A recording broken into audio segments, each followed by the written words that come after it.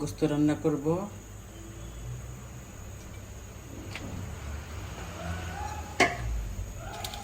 তেজপাতা, বিসমিল্লাহ, পেঁয়াজ,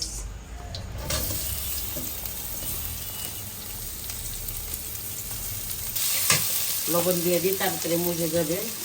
বিসমিল্লাহ,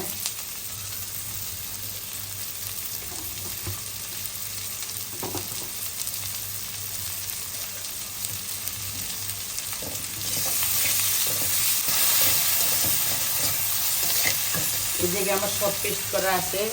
আর উপরে পাউডার নিয়েছি, দারচিনি পাউডার, এলাচ পাউডার, হলুদ পাউডার, মরিচ পাউডার, রসুন, আদা আর টমেটো পেস্ট করে নিচ্ছি। বিসমিল্লাহ,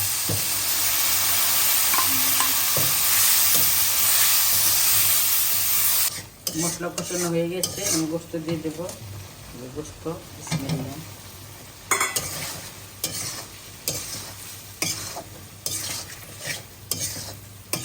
আমার কষানো হয়ে গেছে।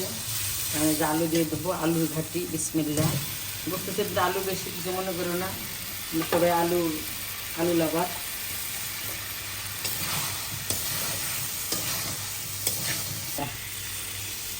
ঝোল দিয়ে দিলাম, একটু লাগবে।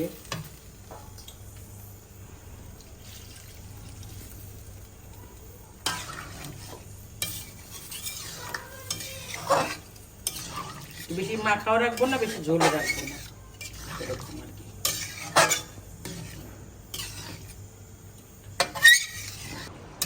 তরকারি কত সুন্দর হয়েছে দেখছো, একদম লোভনীয়।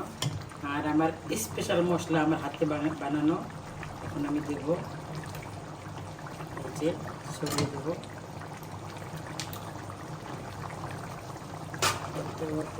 তরকারি সেন্ট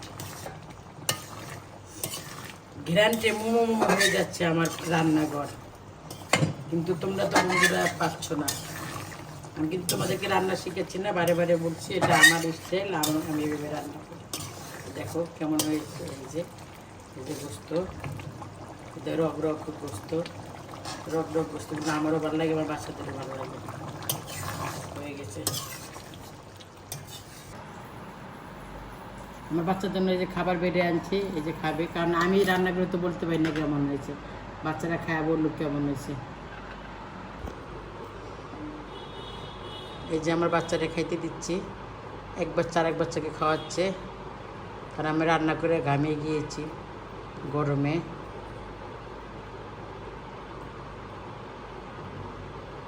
বাবা কেমন হয়েছে? ওহ,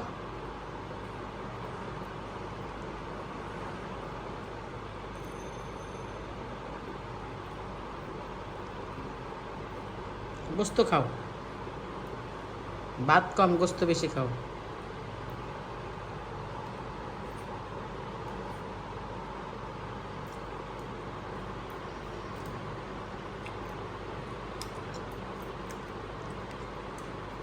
ভিডিওটা ভালো লাগলে লাইক করবেন, কমেন্ট করবেন, শেয়ার করবেন, সাবস্ক্রাইব করবেন। টাটা, আল্লাহ হাফেজ।